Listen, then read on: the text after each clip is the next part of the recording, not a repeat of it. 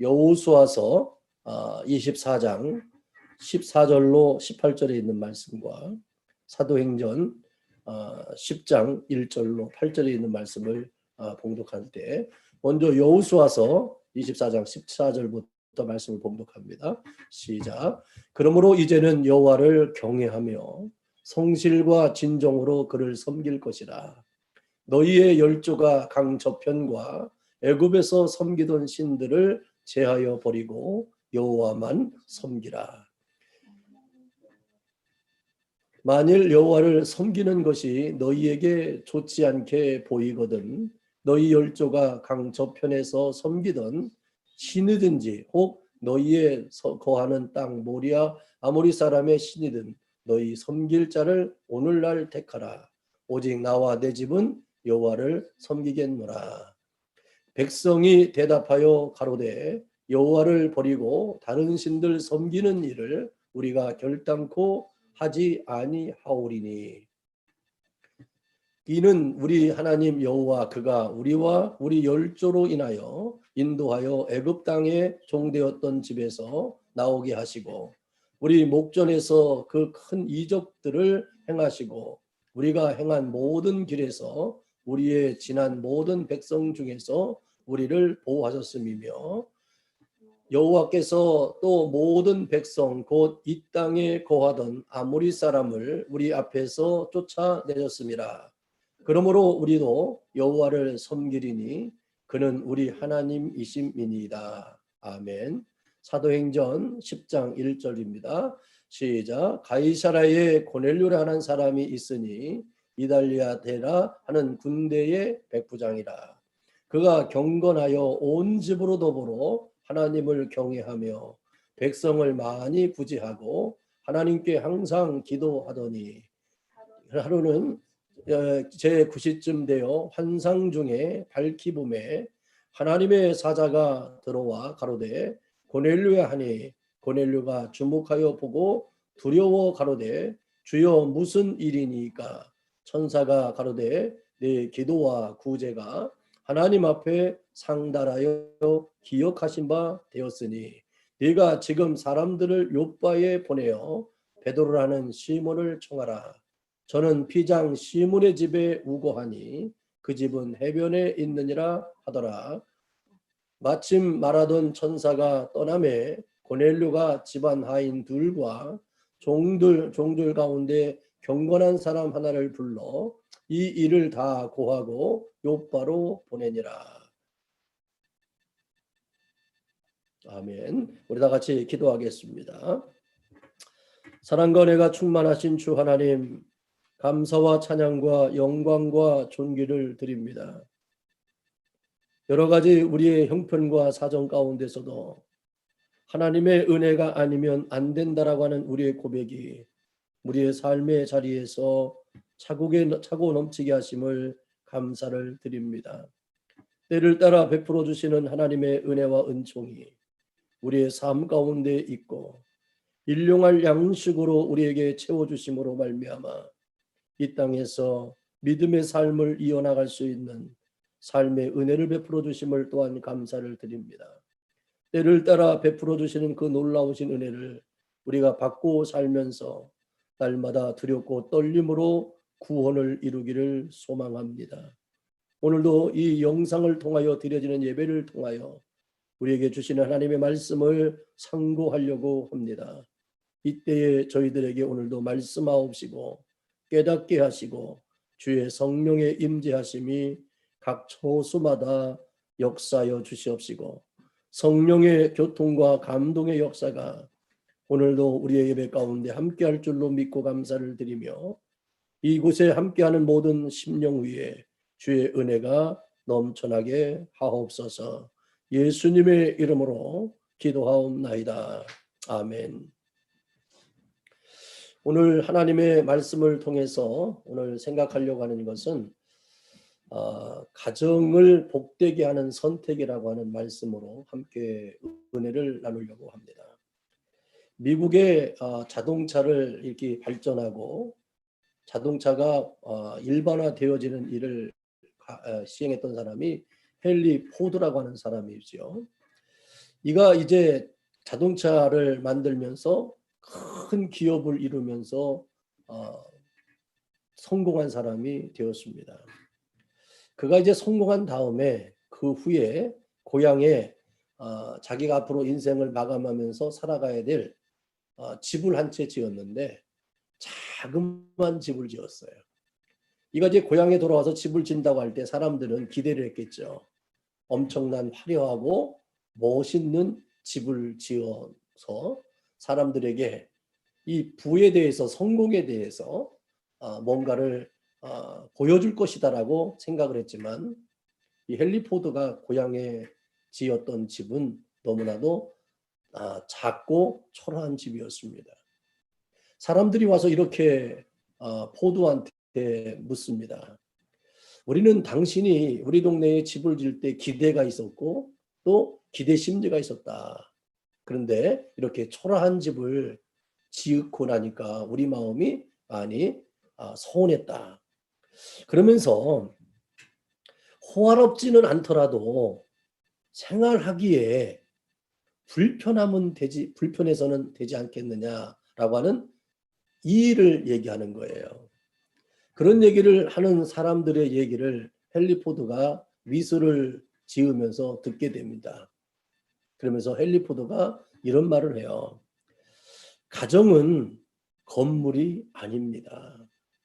비록 작고 비록 초라하지만 예수님의 사랑이 넘치면 그곳이야말로 가장 위대한 가정이고 또 천국과 같은 겁니다. 집은 필요하기 때문에 넓고 화려하고 또 멋있는 것은 필요하지만 그러나 내가 이제 은퇴를 하고 내 인생을 마감하는 이 시점에서 그러한 집들이 필요하지 않습니다. 그래서 오직 내 집은 예수님의 사랑의 은혜만 멈춰 있다면 나는 그것으로 감사할 수 있습니다. 라고 얘기하는 거예요. 지금도 이 디트로이트에 가면 그 헨리 포드의 기념관이 있거든요. 그 기념관에 들어가 보면 이런 글귀가 써 있습니다. 헨리는 꿈을 꾸는 사람이었고 그의 아내는 기도하는 사람이었다라는 글귀가 써 있어요. 얼마나 멋있는 말이에요. 포드는 꿈을 꾸는 사람이었다. 그리고 그의 아내는 기도하는 사람이었다. 헨리 포드의 성공의 비결은 다른 데 있지 않았어요. 꿈을 꾸는 사람과 기도하는 사람이 함께 이룬 아름다운 가정이었기 때문이다. 그래서 이 부부의 삶 속에 하나님의 형상이 있지 않았는가라는 고백을 하게 됩니다. 그러므로 우리는 꿈을 꾸는 것과 기도하는 것이 하나가 될 때 아름다운 가정을 이루게 된다는 것입니다. 하나님을 경외하는 신앙을 가진 성도들은 이 성도들의 기도는 불가능을 가능하게 만들어 줍니다. 기도는 능력의 통로가 됩니다. 사람은 약하지만 기도하는 사람을 통해서 하나님이 일하시기 때문입니다. 경건하게 기도하는 가정을 하나님은 기뻐하신다는 사실을 늘 기억하셔서 여러분들의 가정에 꿈이 있고 그리고 기도가 이루어지는 아름다운 가정이 되기를 소망합니다. 5월은 가정의 달이기 때문에 이 가정의 달을 맞이해서 우리에게 주신 하나님의 말씀을 이제 상고하기 시작하는데 오늘 말씀을 두 가지 말씀을 중심으로 해서 가정을 복되게 하는 선택이 무엇일까? 오늘 말씀의 첫 번째, 하나님만을 경외하기로 하는 선택이 중요하다라는 겁니다. 오늘 여호수아서 24장 14절에 보면 그러므로 이제는 여호와를 경외하며 온전함과 진실함으로 그를 섬기라 이렇게 고백을 하고 있어요. 이것은 여호수아가 백성들에게 당부하는 말씀이었습니다. 여기서 여호와를 경외한다는 것은 두려워한다는 거거든요. 하나님을 두려워한다. 근데 이 두려움은 공포감으로 인하여 두려워하는 마음이 아니라 거룩하신 하나님 앞에서 내가 누구인지를 인식할 줄 아는 겁니다. 인간의 나약함과 허물을 지닌 죄성을 깨닫고 겸손한 마음으로 하나님 앞에서 언제나 영적 두려움을 느끼며 살아가는 마땅한 마음이다라고 하는 것입니다. 즉, 이 하나님 앞에서 어떤 마음으로 살아가야 되느냐라고 하는 것을 깨닫는 것이 바로 경건한 삶이라고 하는 겁니다. 이 경애라고 하는 것은 바로 그래서 이 하나님에 대한 믿음이 깊을수록 또 하나님을 깊이 알아갈수록 경외심은 높아지게 돼 있어요. 그래서 하나님 앞에 하나님을 이름을 망령되이 여기지 말라는 말씀이 있지 않습니까? 그것은 바로 뭐냐면 하나님을 알아가니까 하나님의 깨달음이 깊어지니까 하나님을 망령되게 말할 수가 없게 된다는 것입니다. 그러므로 이 하나님을 가까이 하면 가까이 할수록 인간과 하나님과의 구별되어지고 차이가 있음을 알게 되는 거예요.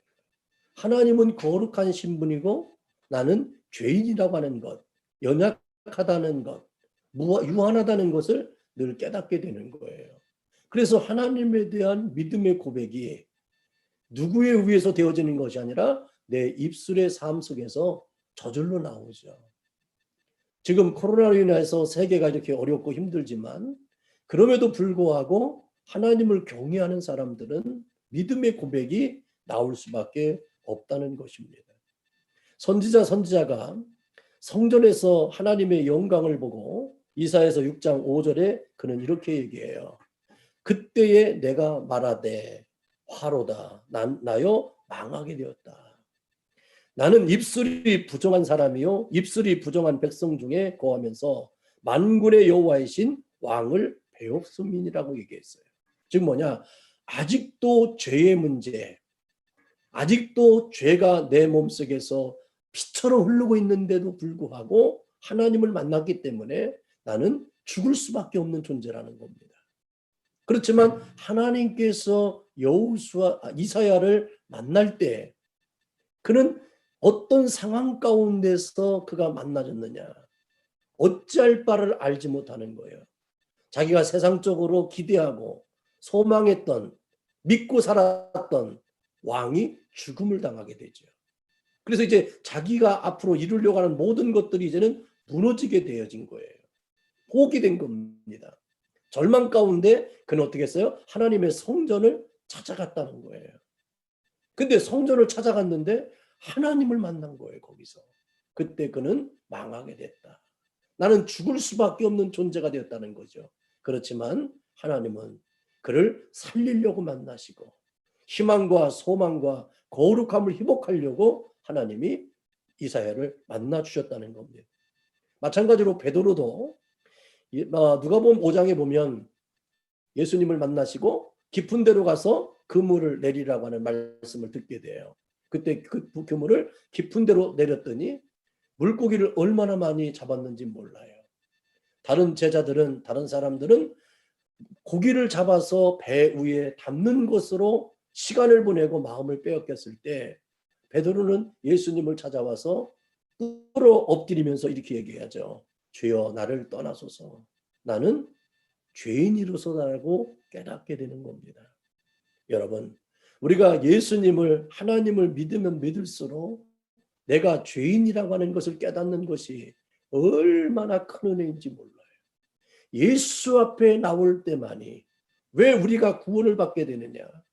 왜 구원의 감격이 있느냐? 내가 죄인이라고 하는 것을 깊이 깨달아질 수 있기 때문에 그렇습니다. 사도 바울은 예수님의 은혜를 깨닫고 그가 주님의 은총을 경험할수록 그는 무엇을 얘기합니까? 나는 죄인 중에 괴수였다라고 고백하고 바울은 늘 고백해요. 두렵고 떨림으로 구원을 이루라고 얘기를 하고 있습니다. 이처럼 하나님을 경외하는 것은 하나님을 향하여 나아가는 당연한 감정이며 복된 길이라고 하는 것입니다. 그런데 오늘 사도행전 10장 2절에도 보면 고넬료에 대해서 말씀하실 때 그가 경건하여 온 집으로 더불어 하나님을 경외하며 많은 백성을 구제하고 하나님께 항상 기도했다라고 얘기하고 있어요. 이 고넬료의 신앙의 모습을 보면 세 가지로 표현했는데, 첫째로 뭐라고 그랬습니까? 그는 경건한 사람이었다라고 표현하고 있습니다. 그가 경건했다라고, 고넬료라고 하는 뜻, 이름의 뜻은 경건이라고 하는 뜻입니다. 고넬료는 자신의 이름대로 경건한 삶을 살았습니다. 그러면 경건했다는 것은 무엇을 얘기할까? 진실했다는 겁니다. 그리고 겸손했다는 겁니다.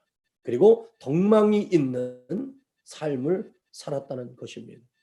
고넬료는 하나님 아버지와 또 사람들뿐만 아니라 가난한 사람들을 돕고 잘 섬기기도 했으며 많은 사람 앞에서 존경을 받는 사람으로 살았습니다.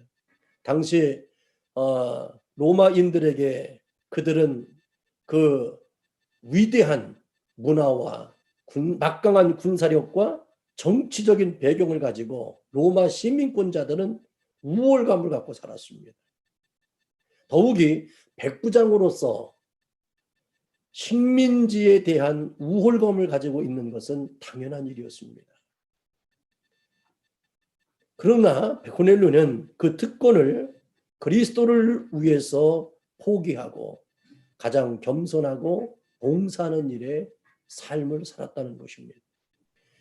고넬료는 얼마든지 자긍심을 가지고 또 현재적인 자기의 포지션을 가지고 힘을 가지고 만나는 사람들을 함부로 할 수도 있고요. 자기의 권위를 세워나갈 수도 있었을 거예요.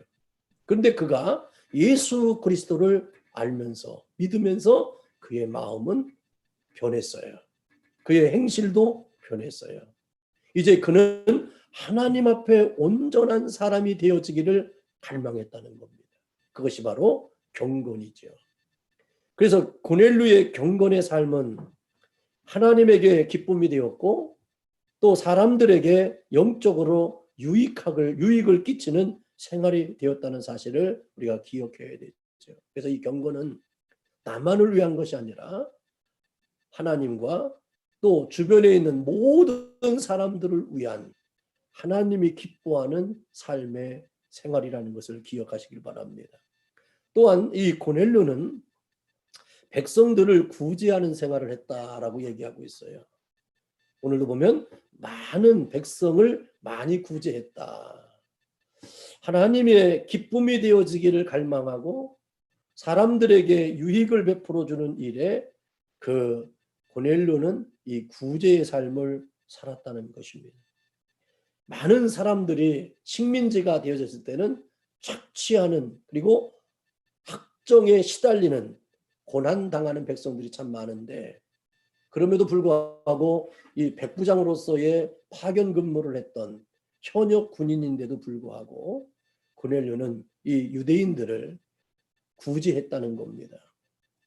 다른 사람들에게 이 작정과 이 폭행을 했던 사람들은 다른 사람들의 것을 무엇을 뺏을까가 보여질 텐데 이 고넬료는 그들에게 뭔가를 뺏어서 자기를 채우려고 하는 것이 아니라 자기 것을 비워서 그들에게 뭔가를 줄 수 있는 것들이 보였다는 거예요.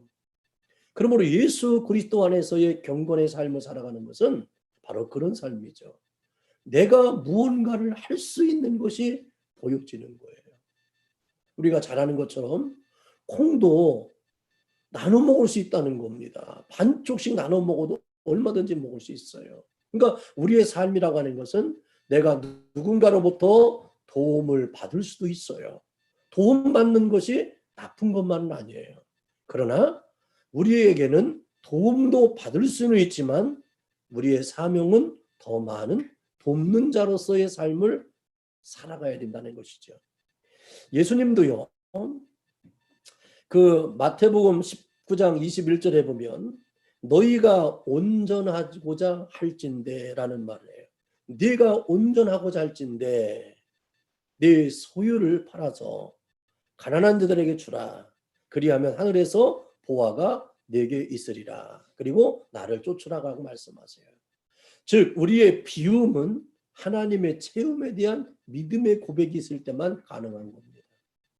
하나님이 나를 책임져 주신다, 나를 채워주신다고 하는 그 믿음이 우리에게 있을 때 우리는 도와줄 수 있고 구제할 수 있고 섬길 수가 있다는 것이죠. 그리고 야고보서 1장 27절에 보면 하나님 아버지 앞에서 정결하고 더러움이 없는 경건은 그랬어요. 더러움이 없는 경건은 곧 고아와 과부를 그 환난 중에 돌아보고 또 자기를 지켜 새 속에 물들지 아니하는 것이다라고 말씀하세요. 그러니까 더러움이 없는 경건은 바로 구제하는 거라는 겁니다. 돕는 겁니다. 즉 그들의 보호자가 되어주라는 거예요. 그리고 새 속에 물들지 말아야 된다는 것입니다. 다른 사람들은 다 그래도 나는 그러면 안 되는 이유가 있어야 돼요. 나는 그렇게 살아야 될 이유가 있어야 돼요.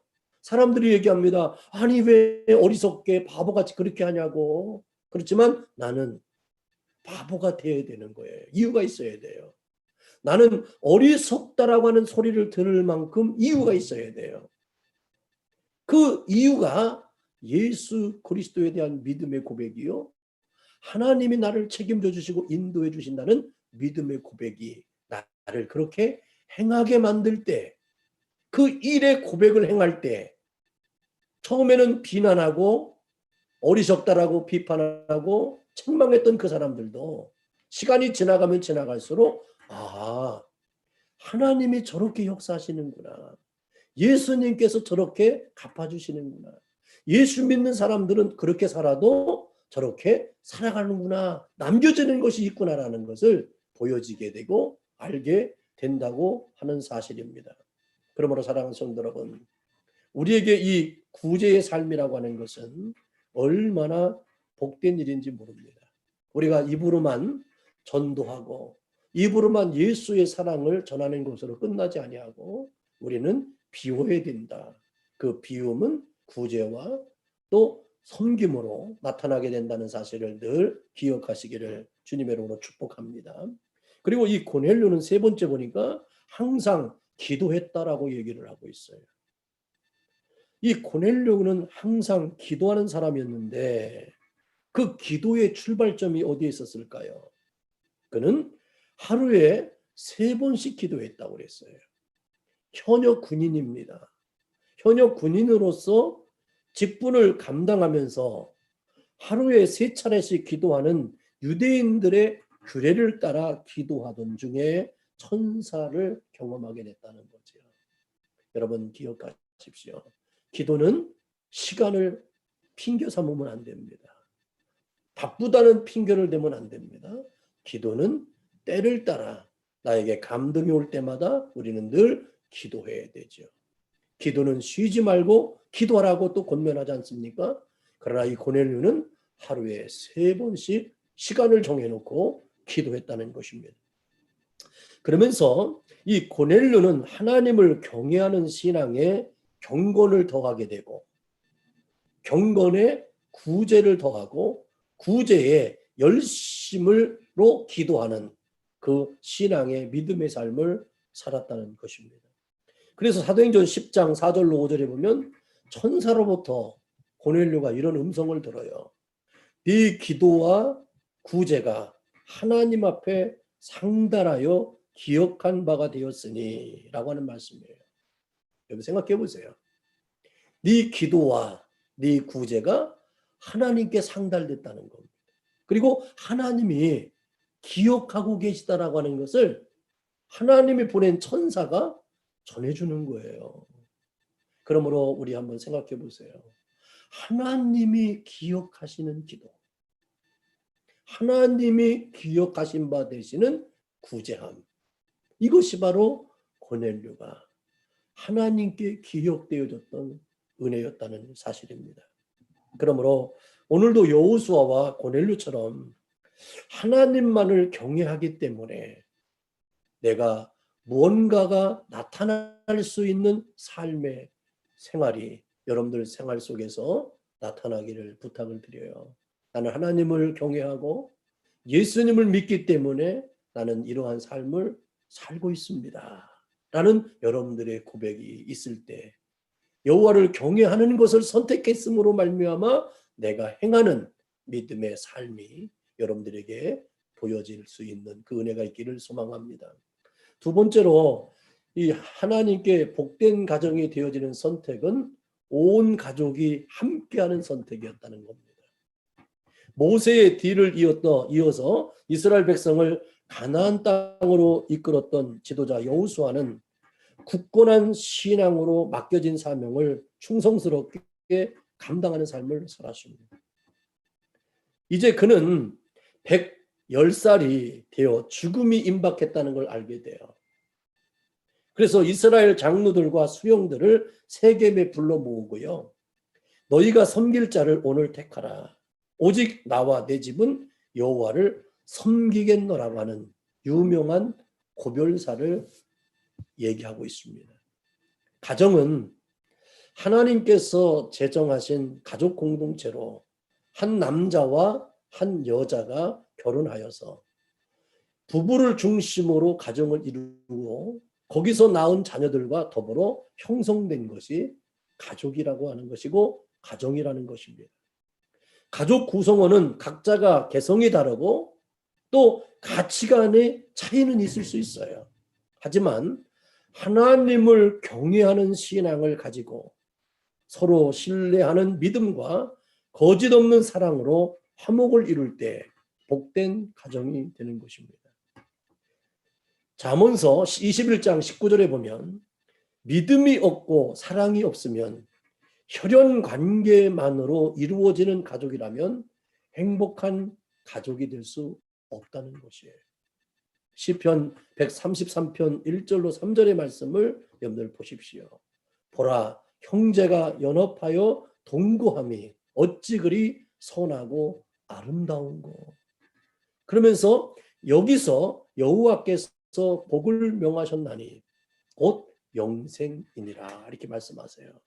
즉 여러분들이 온 가족이 바로 하나님을 경외하고 예수 그리스도를 믿음으로 말미암아 온전히 세워지는 가정이 될 때에 복이 있다는 겁니다. 여기에는 다름이 있을 수는 있어요. 생각이 다를 수는 있어요. 가치관의 차이는 있어요. 그러나 우리 집의 중심이 되는 한 가지는 뭐냐? 오직 하나님을 섬기는 가정. 예수 그리스도를 믿음으로 말미암아 구원받은 가정이 될 때 이제 혈연적인 관계의 구성이 아니라 하나님이 함께하고 예수 그리스도의 구원이 이루어지는 복된 가정이 되어져야 된다는 것이죠. 그래서 여호수아는 이러한 신앙을 본받아서 온 가족이 여호와만을 섬기기로 경외하기로 결심하게 되었다는 것입니다. 그러므로 여러분들의 가정이 이제 혈연적인 관계성으로만 맺어진 것이 아니라 하나님의 거룩한 이름으로 하나가 되어지는 가정이 될 때 복되다는 것입니다. 그래서 오늘 고넬료도 10장 2절에 보면 그가 경건하여 온 집안과 더불어 하나님을 경외하며 그랬어요. 고넬료는 자신만 경건한 삶을 살았던 것이 아니라 온 가족이 경건한 삶을 살도록 힘썼습니다. 온 가족이 하나님을 경외했다는 것은 가족들의 신앙이 철저했다는 것을 보여주고 있습니다. 그러므로 가정마다 절대로 여호와의 신앙, 예수 그리스도를 믿는 구원에 완성되어지는 그 목적에는 우리가 조금도 양보하거나 또 그것을 벗어나는 일을 이해하려고 해서는 안 된다. 신약 시대의 교회는요, 주로 가정에서 가족들 중심으로 이루어졌어요. 교회의 시작은 가정이었습니다. 여러분들이 잘 아는 것처럼 그 사도행전 16장에 보면 바울이 빌립보 감옥에 갇혔을 때에 하나님이 옥문을 열어주고 다 풀어줬을 때 이 사도 바울이 나오다가 그때 간수장을 만나게 되죠. 그때 간수장이 자결을 하려고 그래요. 왜? 이제 이들이 나가게 되면 자기가 죽임을 당하게. 왜? 사명을 감당하지 못했으니까. 바로 그들을 지키지 못했기 때문에 죽음을 당할 수밖에 없어서 자결하려고 할 때 그들이 사도 바울이 그들을 간사장을 불러요. 그때 깜짝 놀라면서 그들을 보면서 이렇게 얘기해요. 선생들이요, 내가 어떻게 해야 구원을 받으리까? 정말 하나님께서 이렇게 옥문을 열어주고 이런 기적을 베풀어 주는 걸 보면서 하나님의 은혜가 아니면 능력이 아니면 안 된다는 것을 깨닫게 되는 거예요. 그래서 우리가 어떻게 해야만이 구원을 받게 되느냐? 당신들처럼 하나님을, 예수님을 경험할 수 있겠느냐라고 하는 질문을 하게 돼요. 그때 사도 바울이 이렇게 외치죠. 주 예수를 믿어라. 그리하면 너와 내 집이 구원을 얻으리라고 말씀하세요. 이때에 이들이 온 가족이 함께 예수 그리스도를 영접하고 세례를 받는 사건이 나오게 되지 않습니까? 복음을 받아 예수님을 구주로 영접한 사람은 구원을 받게 되고 그 사람을 통하여 온 가족도 구원에 이르게 된다는 원리입니다. 이것이 바로 복음의 원리예요. 한 사람이 예수 믿으면 그 주변이 다 예수님을 믿게 된다는 겁니다. 그러므로 아직도 여러분들 주변에 믿음으로 온전히 서지 못한 영혼이 있다고 할 때 실망할 필요가 없어요. 내가 온전함으로 믿음을 살면 그들이 다 주께로 돌아온다는 사실을 기억하시기를 바랍니다. 그래서 그 예루살렘 초대교회도 바로 마가 요한의 다락방에서부터 시작됐어요.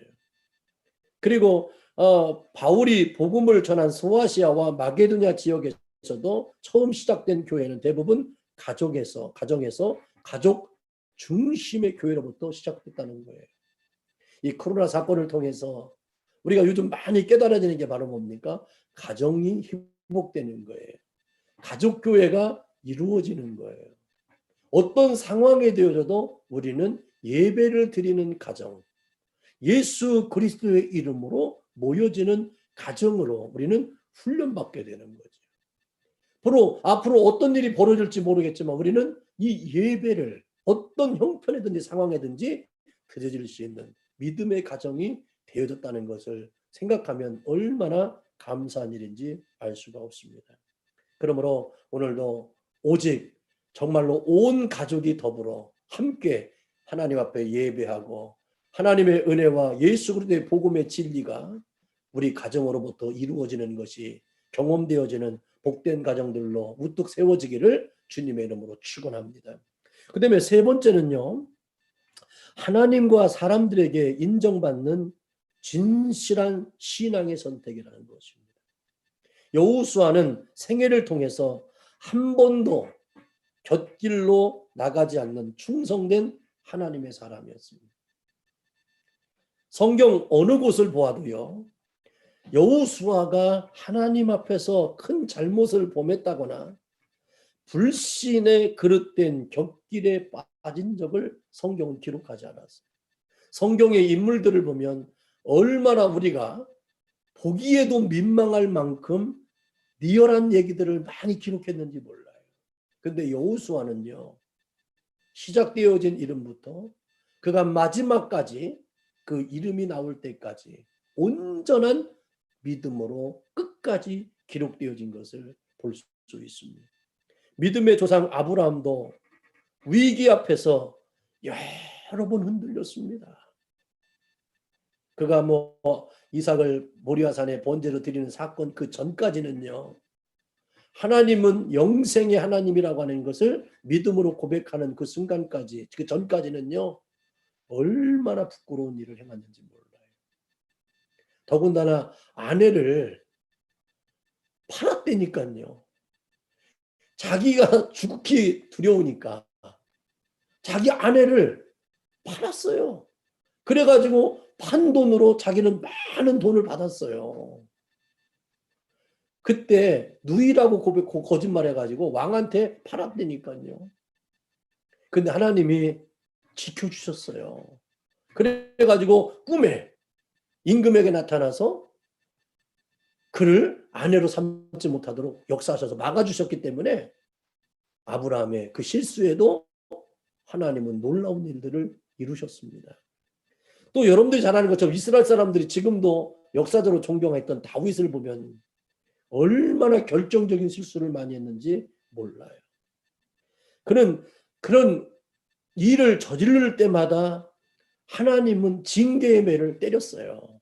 그럼에도 불구하고 그 징계의 매를 맞으면서도 역사적 평가는, 성경의 평가는 뭐냐면 다윗을 이렇게 표현해요.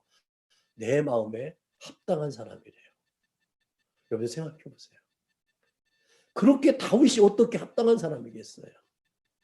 하나님이 생각하는 합당함이란 하나님이 회개의 기회를 주을 때 철저하게 회개할 줄 아는 사람이었다. 다른 사람 앞에 볼 때에 그가 부족함이 없고 죄가 없고 연약함이 없고 쓰러짐이 없고 넘어짐이 없는 것이 하나님의 합당한 것이 아니라 회개의 영이 임할 때마다 철저하게 회개할 줄 알았다. 그것을 하나님이 기뻐하세요. 그리고 하나님이 그렇게 하라 하시면 순종할 수 있는 사람이었어요. 그는 하나님의 은혜를 얼마나 많이 받았어요. 얼마나 많은 역사의 인물이 됐어요. 그래서 그가 마지막으로 뭐를 하고 싶었어요? 하나님의 성전을 건축하고 싶었어요. 그래가지고 이 다윗이 그 능력이 있었기 때문에, 권력이 있었기 때문에, 힘이 있었기 때문에 그 자산을, 모든 것을 모았어요. 넉넉하게 모았어요. 그리고 하나님께 기도해요. 하나님, 이렇게 다 준비됐으니 이제 시작하게 허락해달라고 그래요. 근데 하나님이 엄중하게 얘기해요. 너에겐 안 된다는 겁니다. 왜 안 됩니까? 라고 반문할 때 네 손에는 피가 많이 묻었다. 왜냐하면 전쟁을 많이 하다 보니까 손에 묻힌 피가 있는 거예요. 그래서 하나님이 그에게 허락하지 아니했어요. 그래서 그가 솔로몬에게 그 모든 것을 이양합니다. 왜? 하나님이 아니라시기 때문에. 그는 고집부리지 않아요. 여러분, 이것이 바로 온전함으로 온 가족이 함께 여호와를 섬기는 믿음의 가정이에요. 즉 하나님이 함께하는 경건과 하나님에게 인정받고 사람들에게 인정받는 신실함과 진실이 그 안에 있었기 때문에 순종하는 것입니다. 이러한 순종의 삶을 살아갈 때 하나님이 갚아주시는 거예요. 내가 뭔가를 이룸으로 인하여 내 업적을 세우는 것이 중요하지 아니하고 하나님께, 하나님의 뜻이기 때문에 내가 이렇게 순종할 수 있는 것, 특별히 내가 할 수 있음에도 불구하고 그런 능력과 그런 준비가 다 되어 있음에도 불구하고 하나님의 뜻이 아니라고 한다면 다윗은 그것을 내려놓는 삶을 살았습니다. 성경 어디에도 여호수아에 대해서 그런 흠이나 그의 범죄나 흔들림이 기록되어 있지 않다는 것. 여호수아는 일관성 있게 생애를 살아가면서 믿음과 하나님을 향한 충성의 삶을 살았다는 것입니다. 우리가 여호수아를 생각하면 여러 가지 일이 있어요. 그 중에서도 저는 늘 감동이 되는 말씀이 있는데 그것은 바로 뭐냐면 모세가 12명의 정탐꾼을 가나안 땅을 탐지하고 오라고 했지 않습니까? 그때 12명이 가서 탐지를 40일 동안 하게 돼요. 근데 와가지고 10명은 어떻게 합니까? 부정적인 고백을 해가지고 보고를 해가지고 백성들이 난리를 치고 밤새도록 원망하고 통곡하고 울었다고 그랬습니다. 그리고 그들이 두려움과 떨림과 염려로 모세를 대항하기 시작했어요. 그때 여호수아와 갈렙은 어떻게 했습니까? 이들은 이렇게 고백했어요. 여호와를 거역하지 말라. 그 땅 백성들을 두려워하지 말라. 여호와는 우리와 함께 하느니라. 그들은 우리의 밥이다라고 고백을 해요. 중요한 것은 바로 뭐냐면 하나님이 우리와 함께 한다는 것. 이 고백이에요. 그들의 고백이 잘못된 고백은 아니에요. 맞는 고백일 수도 있었어요. 그런데 중요한 것은 바로 뭐냐면 그들이 말하는 중심에는 하나님이 안 계신 거예요. 10명의 정탐꾼들의 보고에. 그러나 여호수아와 갈렙의 보고에는 중요한 포인트가 있어요. 하나님이 우리와 함께 계신다. 여러분, 내 형편과 상황과 조건이 지금 어떤지는 우리는 중요하지 않아요. 가장 중요한 건 뭘까요? 그럼에도 불구하고 하나님이 나와 함께 한다는 거예요. 우리와 함께 한다는 거예요. 이 고백을 할 때에 놀라운 일들을 이루지 않습니까? 이것을 통해서 하나님 어떻게 해요? 10명의 정탐꾼을 소리에 보고를 듣고 사람들이 돌을 들고 모세와 여호수아를 쳐 죽이려고 할 때요. 하나님이 역사하셔가지고 그들을 다 막아주셔요. 그리고 그들을 걸고 그들은 어떻게 합니까? 가나안 땅에 들어가지 못하고 광야에서 죽임당하는 그런 불쌍한 영혼들이 되지 않습니까? 여러분, 우리는 잠시 큰 공경에 처할 수는 있지만 그것이 영원하고 끝까지 우리에게 가지 않는다는 믿음의 고백이 여러분들에게 있어야 됩니다. 우리에겐 갈렙과 같은 여호수아 같은 믿음이 있습니다. 왜? 하나님이 우리와 함께 하시니까. 여러분, 하나님이 나와 함께함에 대한 믿음의 임마누엘의 고백이 있을 때 예수님도 승천하시면서 제자들에게 많은 사람들에게 외쳤습니다. 세상 끝날 때까지 내가 너희와 항상 함께 하시리라. 이 은혜가 우리 온 성도들의 삶의 자리에서 고백되어지기를 주님의 이름으로 축원합니다. 이제 여호수아가 두려워할 때 하나님은 내가 네게 모세와 함께 했던 것처럼 너와 함께 할 거다. 너는 두려워하지 말라라고 하나님께서 위로하시고 힘을 더해 주셨어요. 여러분, 여러 가지 여러분들 마음속에 염려도 있고 걱정도 있고 어떻게 해야 될까에 대해서 여러분들 고민할 때가 많이 있을 거예요. 또 가정마다 어떤 문제가 생기면 여러분들 마음속에 많은 정말 염려와 걱정이 있을 거예요. 그럴 때마다 우리가 외쳐야 될 것은 바로 뭡니까? 우리 가정은 하나님이 함께하는 가정. 예수의 이름으로 구원이 온전히 성취되어진 가정. 하나님의 거룩한 이름으로 형통이 약속되어진 믿음의 가정이라고 여러분들이 입술로 고백하게 되어지면 지금의 문제와 지금의 상황은 시간이 지나가면 우리에게 큰 은혜가 될 줄로 믿습니다. 욥이 고백하잖아요. 나의 가는 길을 오직 그가 하시나니 나를 단련하신 후에는 내가 정금같이 나오리라. 우리가 정금같이 나올 수 있는 것은 바로 뭐냐? 오직 내가 믿음의 사람이 되는 겁니다. 우리의 사랑하는 우리 성도님들의 가정이 이제 하나님만을 경외하는 것을 선택하는 가정, 그리고 온 가족이 함께하는 선택하는 믿음의 가정, 그리고 하나님과 사람들에게 인정받는 진실한 신앙을 선택하는 가정이 되셔서 정말로 이때에 이 마지막 때에 여러분들 가정들이 복된 가정이 되어지고 나는 복된 것을 선택한 믿음의 가정이기 때문에 우리 자손 대대에는 하나님이 약속하신 그 축복이 이루어질 것이고 천대까지 갚아주실 믿음의 가정이라고 하는 선택받고 성별되어진 믿음의 가정임을 여러분들이 선포하시기를 주님의 이름으로 축원합니다. 기도하겠습니다. 할렐루야. 아버지 하나님 고맙고 감사합니다.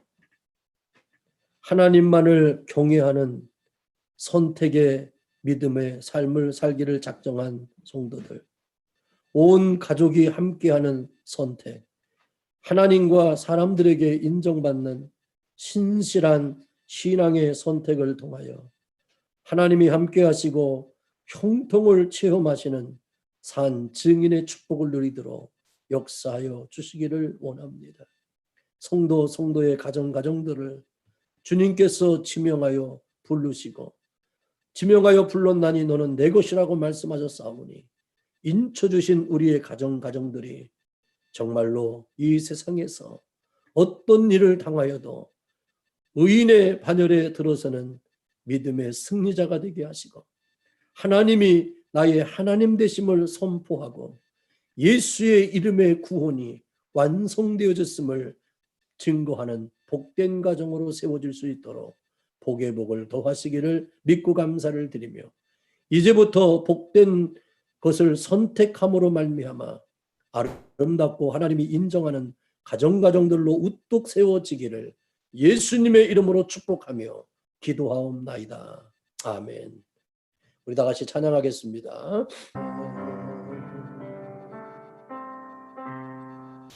아버지 하나님, 우리는 화려한 것을 선택하는 어둠이 있습니다. 참사랑은 가난함도 부함도 있지 않습니다.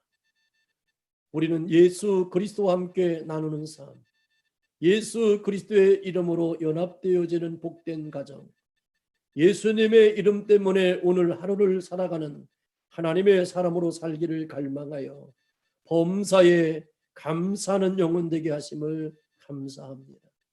오늘도 가정마다 서로에게 무엇을 줄 것인가를, 섬길 것인가를 생각할 수 있는 복된 마음이 불릴 듯 일어나게 하여 주시고, 여호수아의 가정처럼, 고넬료의 가정처럼 복된 것을 선택함으로 말미암아 하나님이 영원토록 책임져 줄 수밖에 없는 믿음의 영혼들로 복을 나려 주시기를 소망하며, 우리가 드려지는 귀한 예물을 통하여 우리에게 필요한 때를 따라 베풀어 주신 모든 은혜가 차고 넘치게 하여 주시기를 축복합니다. 지금 어렵고 정말로 여러 가지 경제적으로 어려움 가운데 있는 심령들, 하나님 일용할 양식으로 저들을 공급하여 주시옵시고, 육체의 질고에서 멀어지게 하여 주시고, 하나님 지켜주시고 보호하여 주셔서 전염병의 사태에서 한 영혼도 어려움 당하는 일이 없도록 주의 강한 오른손으로 붙잡아 주시고 지켜주실 줄로 믿고 감사를 드립니다. 이제는 우리 주 예수 그리스도의 은혜와 하나님 아버지의 놀라우신 사랑하심과 성령님의 감화교통 역사 충만하심, 이제부터 영원토록 함께하여 주시기를 간절히 축복하며 축원하옵나이다. 아멘.